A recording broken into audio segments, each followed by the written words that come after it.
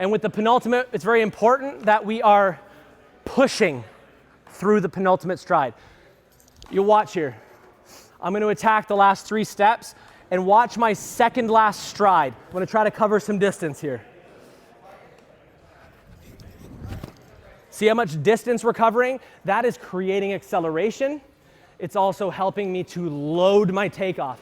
If I don't push through that stride and do what we call walk through your penultimate, you're taking away power. That stride's done nothing for us. We want to actively push. So we're going to stand tall, and we're going to push and then punch. Push, punch. So from here, tall, we're going to stay over those hips. We are going to push, punch, land. Push, I'm going to say it again. Push, punch, land. Let's do it. Nice and tall. Big long push, big punch, big land. Go ahead. Yep. You might find it hard to jump from just 2 strides. We never break it down like this, and this is the point. Very good. Go ahead. Push, punch. I can see some of you intuitively helping to turn those feet in. If you are one that jumps parallel, this is the time to play around with turning the hips open a little bit. Let's try it. Open the hips. There we go. Want to be a little bit quicker through that plant and that block. So it's boom, boom, pop, pop. There we go. Better. Very good. Very nice. Yeah, get the feeling. You'll know when you hit it because it feels easy. The best jumps we ever have feel easy. Very good. Very good. If you're comfortable with the last 2 strides, add a 3rd one in. Add in our approach. If you're not a volleyball athlete and you want to just add some speed, get some space and play with 1 push punch, 1 push punch, 1 push punch. There we go. Very good. I want to see you try to cover even a little bit. I know you have short legs, but cover some more distance on that 2nd step. 1 push punch. There we go. Push. There we go. Wow, that looked way better. That's awesome. There we go. Push, punch. That was your best one yet. That was so sick. That was awesome. Very good. Push. Okay, good. We have some natural jumping ability, but when you're going through that penultimate stride, that long push, get a little bit taller. Right? We're leading right now with the head and neck. So just sit up a little bit. There we go. Good. Cover more distance. You're long. Push. Cover distance. We want to feel like we've given every ounce of effort through that push. Your body will correct itself, right? You're not going to push so hard you end up on your face. Your body will, what we call, auto-regulate. It's not going to allow you to push further than your capacity.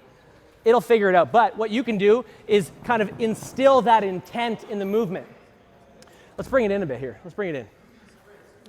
Couple points to go over before we kind of wrap things up here is that vertical jump training, vertical jump results is less about making that top end effort better, okay? Like, yes, it's awesome every now and then when we get to testing that like our top peak jump is higher. But true vertical jump result is creating a higher average effort so that even our crappy jumps are higher than our best jumps used to be. We need to have enough confidence to know that any given day we're jumping as high as we possibly can that day. Does that make sense? When you're jumping, and I mean, I've been involved in the world of jumping like my whole life, mentally and then obviously physically for quite a few years, is there's a certain amount of thinking to be that occurs. And as an elite athlete, you guys know this, when you get on the court is we need to think strong to be strong. We need to think powerful to be powerful. And in the jump, it's think quick to be quick. If you're trying to passively entertain a jump with that mentality of like, it's just another jump, you're gonna get just another jump. You have to want the result. You have to want the effort. And that comes down to, obviously, concepts of visualization, breathing, all these little things that we can work on, the nuances. But more importantly is when you step into that situation, you're present and you're ready to jump. Got to be aggressive. We call it relaxed aggression. We don't want to be tight and up into our shoulders, but we need to know that we're serving that jump our best possible case every time we approach it.